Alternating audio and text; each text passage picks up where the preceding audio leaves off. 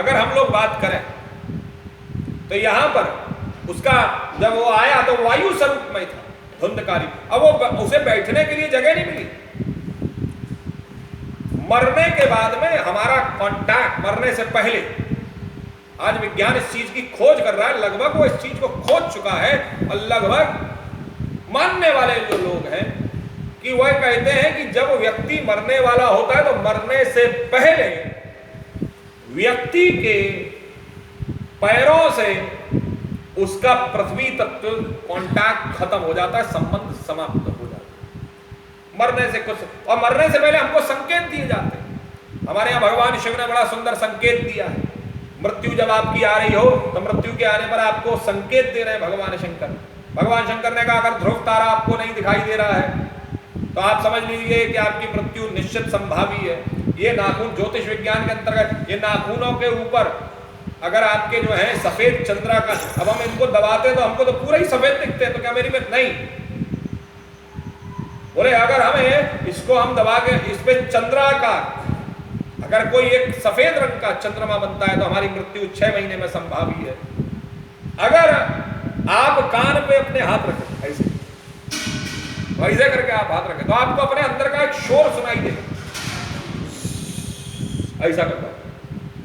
आप जैसे कान पे हाथ रख के देखें तो आपको अपने अंदर का शोर सुनाई देगा। जिस समय जिस दिन वो शोर सुनाई ना दे तो आपकी मृत्यु अवश्य 7 से 10 दिन में हो जाएगी। करके अब सब करके देखेंगे, देखे जरा कैसे होता है। ये विज्ञान है। जब आपको अपने अंतस्थ का, अपने अंतःकरण का शोर सुनाई ना देता है तो समझ लीजिए कि अब आपकी मृत्यु का समय आ चुका है। तो ये एक विज्ञान है। ये मृत्यु जीवन का अंत नहीं है। मृत्यु वह शाश्वत सत्य है जहां पर भगवान श्री कृष्ण ने कहा कि व्यक्ति, आत्मा अपने पुराने शरीर को छोड़ करके नए शरीर की खोज में निकलता है, और वह नया शरीर भी it is something like a transfer policy. It is something like a transfer policy. जैसे ट्रांसफर होता है ना व्यक्ति का, तो व्यक्ति का जब ट्रांसफर होता है तो वो एक गद्दी से दूसरे पे जाता है, दूसरे से तीसरे पे जाता है, तीसरे से चौथे पे जाता है। इसको आसान शब्दों में आप समझ लीजिए कि एक ट्रांसफर पॉलिसी है। और व्यक्ति को वो गद्दी जो मिलती है उसका अब जब उन्नति होगी तो वह उसको उसके कर्म के आधार पर होगी। कई लोग सस्पेंड कर दिए जाते हैं, कई लोग लाइन हाजिर कर दिए जाते हैं, कईयों को छुट्टी पे अवकाश पे भेज दिया जाता है, तो कुछ को आगे प्रोन्नत भी किया जाता है, कुछ को प्रोन्नति पर भी बैठाया जाता है। तो ये जो पॉलिसी है, ये policy same as it is, same यथावत एज इट इज, वह यहां पर भी होती है। और यहां पर जब होती है तो वह वायु स्वरूप में आया, और वायु स्वरूप में आया तो उसे कहीं बैठने को जगह नहीं मिली, तो वह एक लकड़ी के एक बांस के अंदर घुस गया जिसके अंदर 7 छिद्र हैं। अब जरा विचार करिए कि उसको एक ऐसा बांस मिला जिसके अंदर 7 ही छिद्र हैं। अब बोलते हैं महाराज जी ये हमारे ऊपर कहां फिट बैठता है? शरीर के, हमारा शरीर के अंदर 7 छिद्र हैं। ये कथा 7 दिन की है। देखिए कितना सुंदर संयोग है। कईयों बार ये संयोग होते, कईयों चीजें होती नहीं है, बन जाती है। संयोग होता नहीं है, संयोग बन जाता है। जैसे हमारे यहाँ पर ये साप्ताहिक सप्ताह विधि 7 दिन की भागवत है। 7 ही दिन में जो है जो श्राप लगा राजा परीक्षित को, ये 7 दिन में तू मर जाएगा, और 7 दिन के ही जो है पारायण कराया गौकर्ण जी महाराज ने। 7 छिद्रों में आकर के वो धुंधकारी बैठा। कल मेरी एक चर्चा हो रही थी, हम लोग समझ नहीं पा रहे हैं, हम लोग अपने शास्त्रों को पढ़ नहीं पा रहे। आज लॉकडाउन का टाइम पीरियड है। इस लॉकडाउन के टाइम पीरियड में आप अपने अपने शास्त्रों को आप जो अपने जिस मत को मानता है आप उसको जानने का प्रयास करें। राम कोई कपोल और काल्पनिक जो है काल्पनिक पात्र नहीं है राम। कल किसी ने मुझे कहा हनुमान जी बंदर, मैंने कौन बोला हनुमान जी बंदर थे? हनुमान जी बंदर नहीं थे। हनुमान जी जो है वो जामवंत सुग्रीव, उन्होंने सुग्रीव बंदर, सुग्रीव कौन था? बोले बंदर। मैंने कौन बोला? मैंने सुद्दीन तो राजा था, किष्किंधा का राज्य से मिला हुआ था।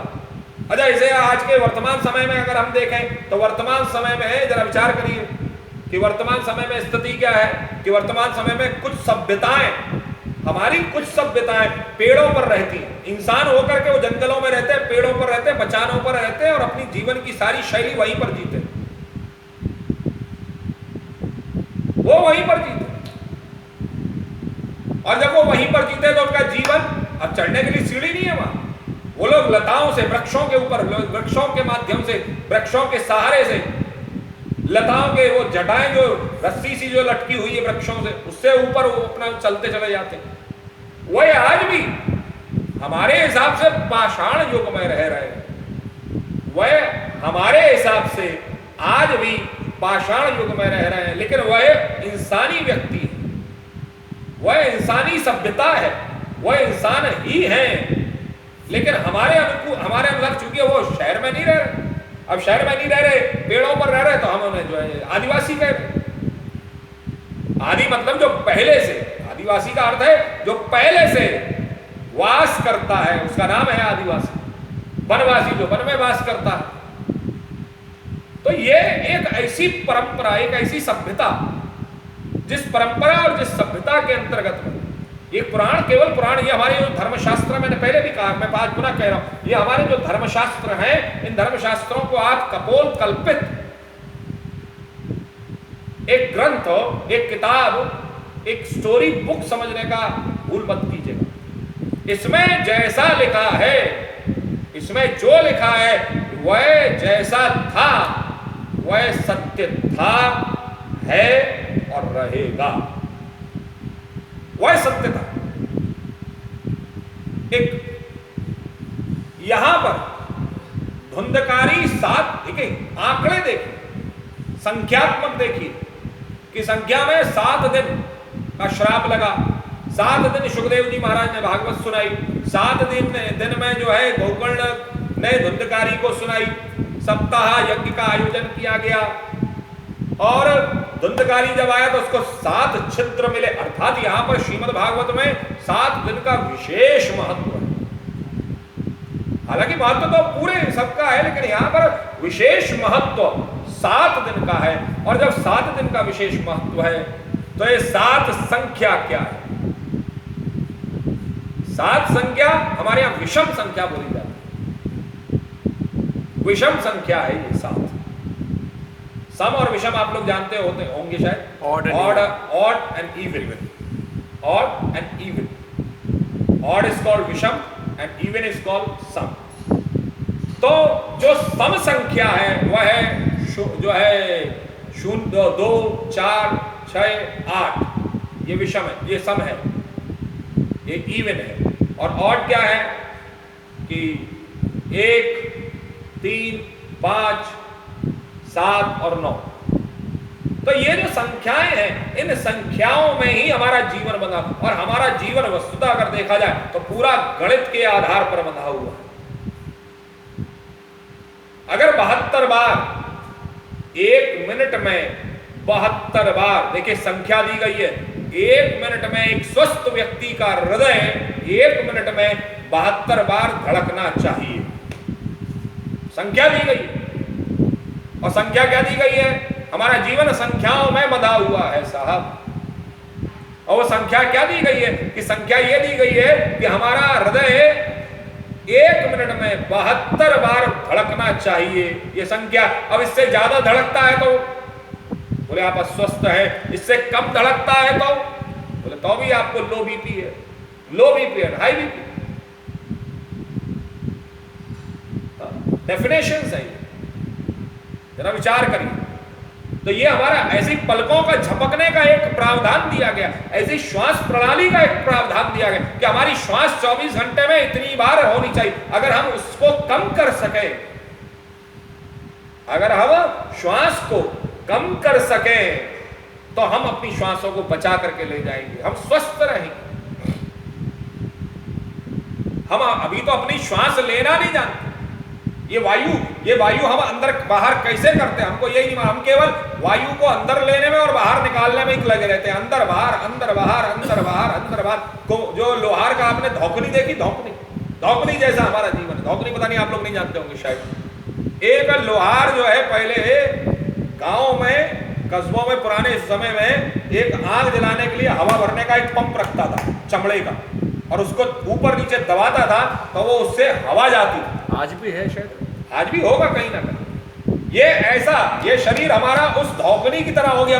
बस हम सांस लेते हैं और फेंकते हैं, लेते हैं, फेंकते हैं, लेते हैं, फेंकते हैं। कभी आपने कुंभक क्रिया की? कुंभक नहीं। ये कुंभक क्रिया अर्थात जो सांस हमने ली उसको रोकिए कम से कम 10 सेकंड, फिर उसके बाद में छोड़। हमारे यहाँ जब हम लोग संध्या उपासना करते हैं, संध्या उपासना में प्राणायाम तो हमारे यहाँ इसमें यूं सांस ली और यूं छोड़ी, इधर से लिया, फिर बीच में रोका, फिर उसके बाद 3 बार भगवान का ध्यान किया। लेते समय किया, जिस समय जब हम गायत्री महामंत्र जप रहे हैं तो गायत्री। देखिए अब एक और बहुत